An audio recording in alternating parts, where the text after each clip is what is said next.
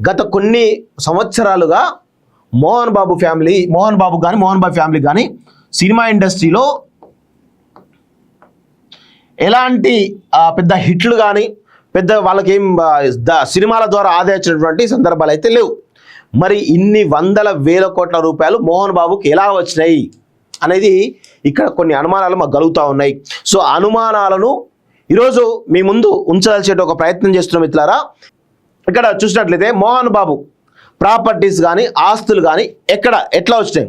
గత కొన్ని సంవత్సరాలుగా మంచు మనోజ్కి కానీ మంచు లక్ష్మికి కానీ మంచు విష్ణుకి కానీ మోహన్ బాబుకి కానీ ఒక 20 సంవత్సరాలు అనుకోండి, 15 నుంచి 20 సంవత్సరాలుగా ఒక్క హిట్ అంటే ఒక్క హిట్ కూడా పడలేదు. అది అందరికీ కూడా తెలిసిన విషయమే. సో వాళ్ళు పెద్దగా సినిమా ఇండస్ట్రీలో పెద్దగా ఏలుతున్నటువంటి సందర్భం అయితే లేదు. కానీ వాళ్లకు ఇన్ని వందల కోట్ల ఆస్తులు ఎట్లా వచ్చినాయి? వాళ్ళకు ఒక స్కూల్ని, ఒక దుబాయ్లో ఉన్నటువంటి ఒక స్కూల్ని కొన్ని వందల కోట్ల రూపాయలు పెట్టి ఎట్లా కొనగలిగినరు? విద్యానికేతన్ ఎలా డెవలప్ చేయగలిగినరు? దీని వెనకాల ఎవరున్నారు? దాసరి నారాయణరావు ఆస్తులు ఏమైనా ఉన్నాయా అనేటువంటి అనుమానాలు కూడా బలంగా కలుగుతూ ఉన్నాయి.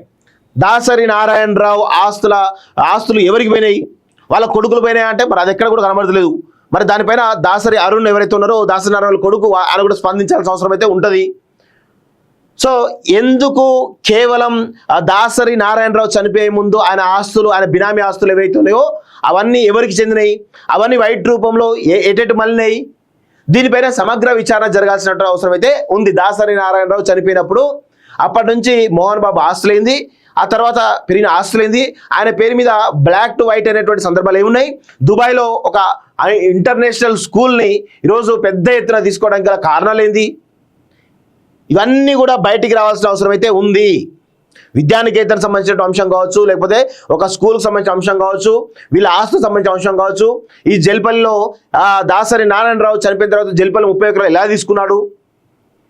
వీటికి డబ్బులు ఎక్కడ సమకూరినాయి? ఇవన్నీ కూడా బయటికి రావాల్సిన అవసరం అయితే ఉంది మిత్రులారా. దీనిపైన దాసరి నారాయణరావు సంబంధించినటువంటి కొడుకులు ఎవరైతే ఉన్నారో వాళ్ళు కూడా దీనిపైన నోరు విప్తే అన్ని విషయాలు కూడా బయటపడతాయి. అంటే ఆస్తుల పంపకాలు అంటారు కదా, అంటే ఆస్తులు ఎట్లా వచ్చినాయి? వీళ్ళకి ఇన్ని వందల వేల కోట్ల ఆస్తులు ఎట్లా వచ్చినాయి?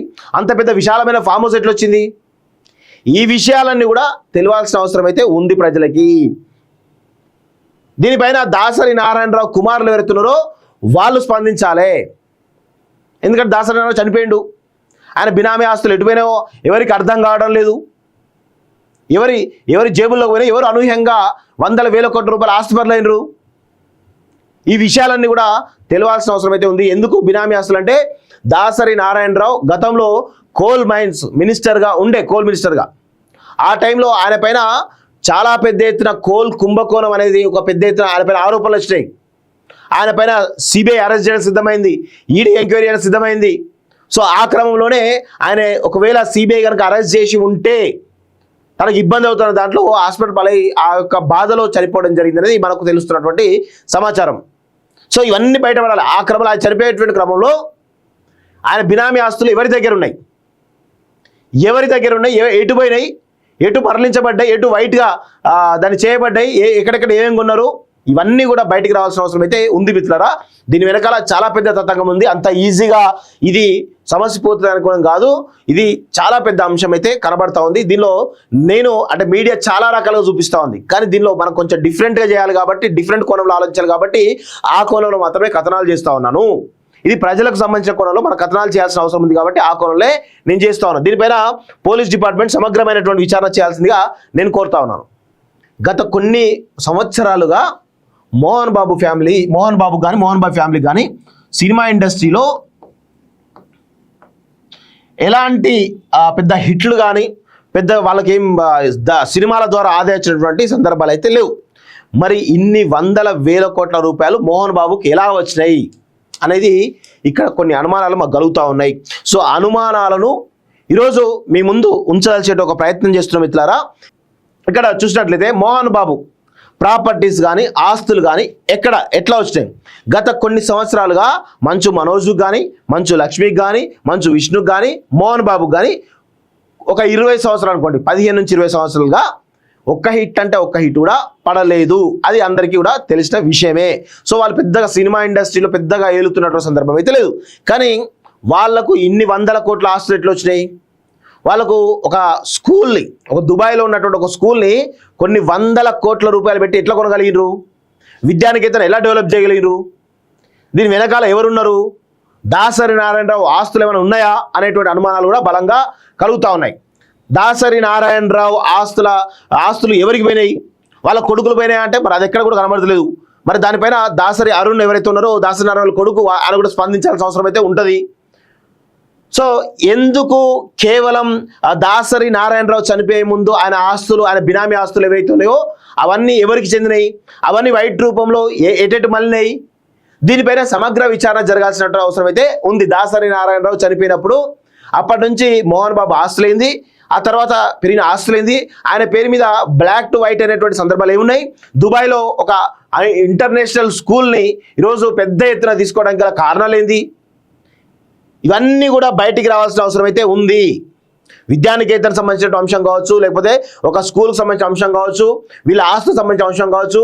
ఈ జల్పల్లిలో దాసరి నారాయణరావు చనిపోయిన తర్వాత జల్పల్లి 30 ఎకరాలు ఎలా తీసుకున్నాడు? వీటికి డబ్బులు ఎక్కడ సమకూరినాయి? ఇవన్నీ కూడా బయటికి రావాల్సిన అవసరం అయితే ఉంది మిత్రులారా. దీనిపైన దాసరి నారాయణరావు సంబంధించినటువంటి కొడుకులు ఎవరైతే ఉన్నారో వాళ్ళు కూడా దీనిపైన నోరు విప్తే అన్ని విషయాలు కూడా బయటపడతాయి. అంటే ఆస్తుల పంపకాలు అంటారు కదా, అంటే ఆస్తులు ఎట్లా వచ్చినాయి? వీళ్ళకి ఇన్ని వందల వేల కోట్ల ఆస్తులు ఎట్లా వచ్చినాయి? అంత పెద్ద విశాలమైన ఫామ్ హౌస్ ఎట్లా వచ్చింది? ఈ విషయాలన్నీ కూడా తెలియాల్సిన అవసరం అయితే ఉంది ప్రజలకి. దీనిపైన దాసరి నారాయణరావు కుమారులు ఎవరెత్తున్నారో వాళ్ళు స్పందించాలి. ఎందుకంటే దాసరి నారాయణరావు చనిపోయిండు, ఆయన బినామీ ఆస్తులు ఎటుపోయినాయో ఎవరికి అర్థం కావడం లేదు. ఎవరి జేబుల్లోకి పోయినా, ఎవరు అనూహ్యంగా వందల వేల కోట్ల రూపాయల ఆస్తిపరులైనరు? ఈ విషయాలన్నీ కూడా తెలియాల్సిన అవసరం అయితే ఉంది. ఎందుకు బినామీ ఆస్తులు అంటే దాసరి నారాయణరావు గతంలో కోల్ మైన్స్ మినిస్టర్గా ఉండే, కోల్ మినిస్టర్గా ఆ టైంలో ఆయన పైన చాలా పెద్ద ఎత్తున కోల్ కుంభకోణం అనేది ఒక పెద్ద ఎత్తున ఆయన పైన ఆరోపణలు వచ్చినాయి. ఆయన పైన సిబిఐ అరెస్ట్ చేయడం సిద్ధమైంది, ఈడీ ఎంక్వైరీ చేయడం సిద్ధమైంది. సో ఆ క్రమంలోనే ఆయన ఒకవేళ సిబిఐ కనుక అరెస్ట్ చేసి ఉంటే తనకు ఇబ్బంది అవుతున్న దాంట్లో హాస్పిటల్ పాలై ఆ యొక్క బాధలో చనిపోవడం జరిగింది అనేది మనకు తెలుస్తున్నటువంటి సమాచారం. సో ఇవన్నీ బయటపడాలి. ఆ క్రమంలో ఆయన చనిపోయేటువంటి క్రమంలో ఆయన బినామీ ఆస్తులు ఎవరి దగ్గర ఉన్నాయి,